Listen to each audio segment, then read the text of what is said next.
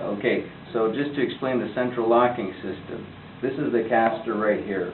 You can tell it's got a little tower with the camshaft here, so when we rotate this part, I don't know if you can see it, but when we rotate this part, it has an effect on this part here that comes down on the wheel and the swivel head.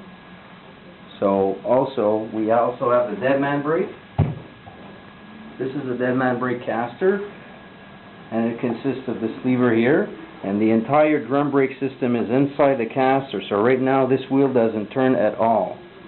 So if we relieve pressure, if we apply pressure here, it relieves the drum brake and then the wheels can turn.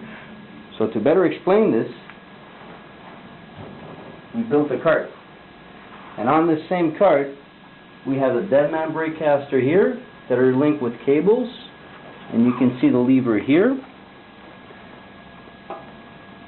So when we apply pressure, the lever will move, relieve the drum brake, and the wheel turns. Right now the wheel is locked.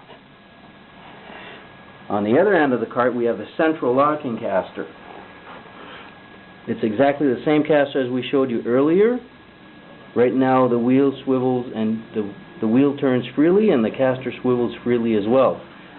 If we apply pressure on this braking lever, it has a rotational effect that will lock the caster. So I'll go ahead and push the lever.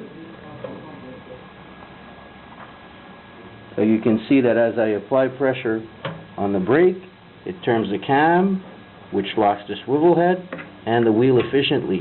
But it does that on both casters.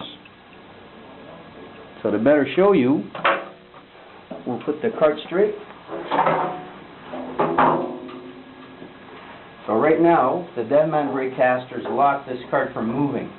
So if I want to relieve the drum brakes, I apply pressure here on the handle, which has that effect on those levers we saw earlier, and now I can move the cart. If I let go, the cart locks. In addition to that, we can apply the brake and fully lock the whole cart, and it's very sturdy.